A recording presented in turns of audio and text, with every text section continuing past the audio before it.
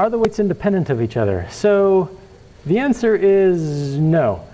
Because a neural network is a nonlinear model, basically they're dependent, but in ways that are too hard to understand or even express. So some of them might be independent of some of them, but they're all kind of intertwined in various ways. Yeah, so actually that's a really great question. What happens if you just change one slightly? Is it still going to work? Well, yes, the neural network will work no matter what weights you give it, but will it work well is the real question. Let me come back to one of these charts, this one. Why does evolution plateau for a while and then suddenly make rapid progress and then plateau again? Here's how I'd think about it. Imagine you have all these, I'll do a binary chromosome right now. Here's some random genome, and it could be nucleotides. I'm doing binary, just something to do. Well, what happens if you change one value? Either it gets better or it gets worse, right? But sometimes there's combinatorial dependencies. For example, maybe you need to change this one and that one to get better, but either of them alone actually make it worse. You see how that could happen? Well, when you have a combinatorial thing like that, how is it going to happen in a genetic algorithm? Well, you could just wait until you have a catastrophic mutation that luckily switches both of them, or you could let one of them flip, and then because you're not always killing the loser's going to stick around for a while until the second lucky mutation happens, right? Well, if it only takes one mutation, at least on the evolutionary scale, if it only takes one mutation to make improvement, that's going to be really rapid progress from the perspective of evolution, right? But when you get in one of these cases where you're pretty good and the only way out is if you change two at the same time, it's going to take a little bit longer. And sometimes you get stuck in a situation where you have to have 4 changes at the same time. And it takes a lot of mutating and munging and killing and repopulating before it ever occurs. So it's almost certain that you're going to get these plateaus in your graph where it just levels out for a while. And what it's doing is it's looking for those combinations that are necessary to get out of the rut so it can start making rapid progress again. On a slightly related note, let me bring up this. Has anybody ever seen a picture like this before? This is somebody arguing against evolution, saying, doesn't occur because where are the intermediate fossils? Now, by the way, this is weird because there aren't millions of chimpanzees. There's only like 300,000 left in the world. So there are less than 1 million chimpanzees, and there are billions of those human guys. So whoever did this didn't really look up the research very well. Also, we didn't evolve from chimpanzees. Also, we have a common ancestor. It's not this somebody just didn't understand it. But given the fact that there's a lot of, ignoring the ignorance here, why are there not a whole bunch of intermediate fossils? Why do we have species that occur at staggered intervals? You might label it like this. You might say, hey, let's call this chimps, and let's call this humans. I was trying to line that up with right there, and this up with right there. And basically, there was only this small period of time when there was anything in between that was producing fossils. And so it's actually quite extraordinary that we even have intermediate fossils at all, because evolution happens in really rapid spurts once it gets out of ruts, right? Because it only has to change one nucleotide at a time, and then it gets stuck for a darn long time until it gets out of it again. And plus, even while this was happening, most dead things don't actually turn into fossils. Did you know that? Most dead things get eaten or decay. Fossils only occur when a very rare event happens, very particular conditions that end up preserving the creature in some way. So basically, evolution doesn't predict that there would be a steady stream of intermediate fossils. Therefore, the expectation that there is one is just people trying to not like the theory. Here's a question for you. Is a genetic algorithm optimal? Well, okay, is breadth first search optimal? Depends. But yes, given some pretty reasonable conditions, right? As long as your problem is really discretized the same way it is. Or uniform cost search is optimal if your problem is really discretized the way it is, and you're talking about the answer, not how long it takes to find it, and a few other things. Okay, here's the deal with a genetic algorithm. The answer is almost certainly no, because it doesn't systematically search the entire space, right? But if you run for all of eternity, will it systematically search everywhere in the space? Probably, assuming your mutations are unbiased in such a way that it's going to eventually visit every possible chromosome. Now, if that's the case, do you see how if you run for a darn long time but the space is limited, then we can kind of say it's sort of optimal? Because if there's a limited number of possible chromosomes and it will eventually explore them all, we can say, well, it kind of eventually is. But then again, there's no guarantee. There's no point at which you can say, by now we will have found it if it exists, because there's always a chance you've just not visited some part of the space.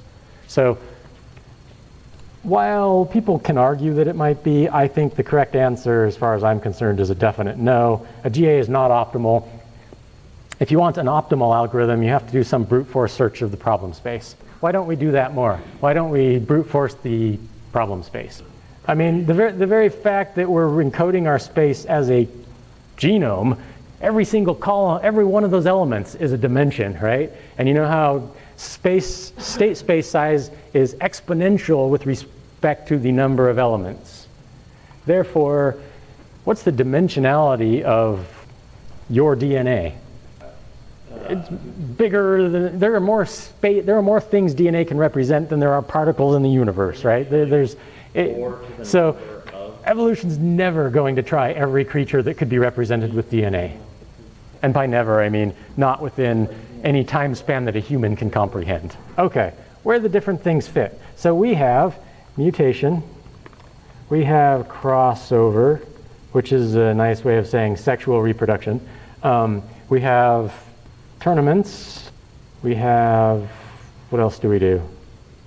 There's continental separation, and we can do speciation.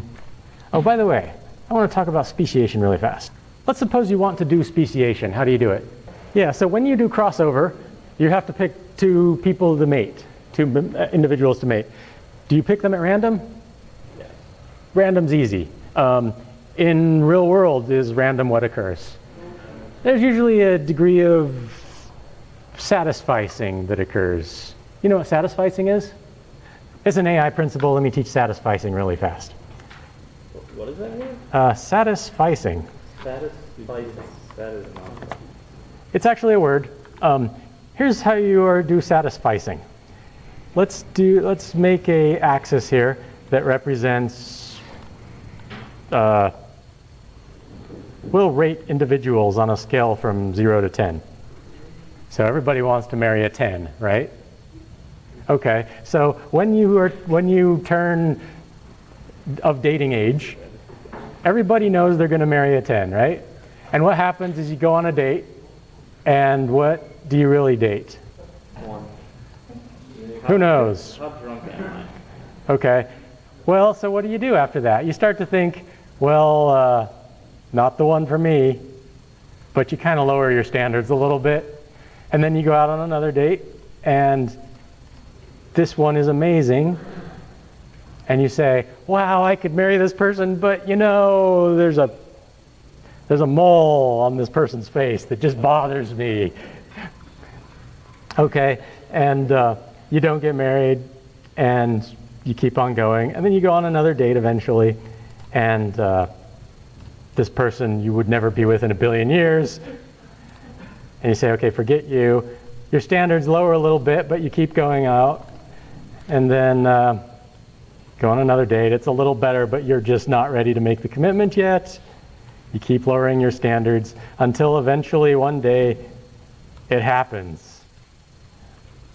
You find somebody that crosses your threshold, and you finally say, okay, let's get married. And what's interesting is this person is not the best candidate you've ever encountered, but it's kind of the person that has crossed your threshold, and once that finally happens, you fall in love and marriage happens. Okay, this is the most awful way to view dating, isn't it, ever? I mean, surely this is not the truth. And yet somehow isn't this kind of what happens a little bit?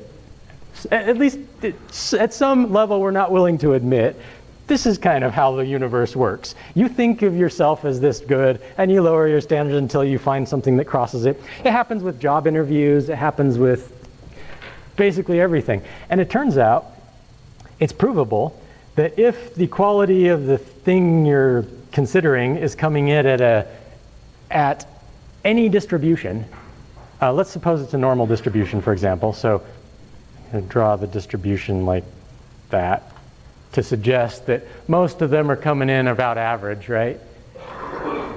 But every once in a while you get an outlier that's way up here or down there.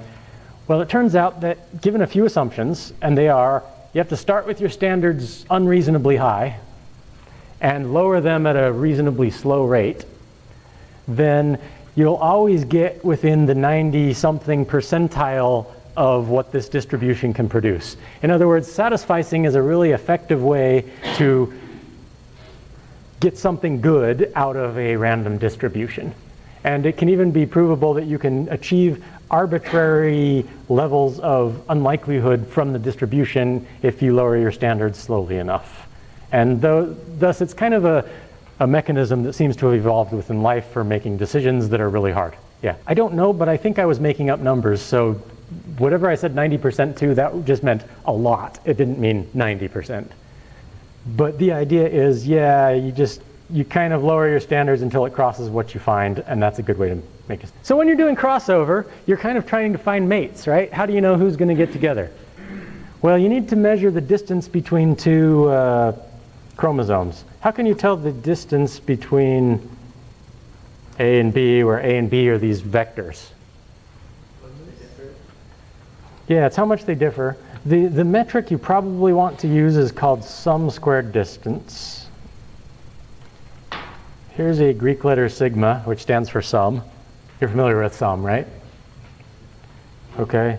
The sum of I, where I is the element, we'll do A sub I minus B sub I. Here is a metric for measuring the distance between two vectors.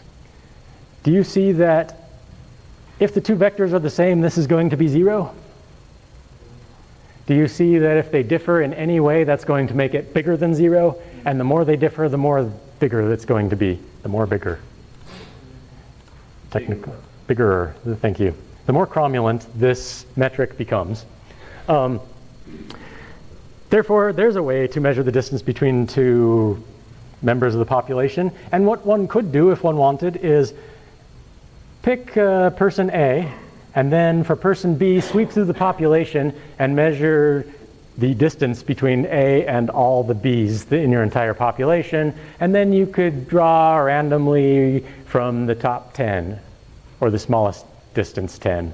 Or you could just pick the best one, if it's a really selective member of the population. Or you could draw a random number that picks how many candidates there are going to be. You could do all kinds of things. You could even do satisficing. You could say that whoever the first person A considers as a candidate date is their standard, and then they slowly lower this, or maybe take double the distance of the first person, and then lower the standard until you come across one that's within their fitting. There's a lot of things you could do. But hey, if you do satisficing, maybe it's biologically plausible. There you go. Now you know how to measure distance between two chromosomes if you want to.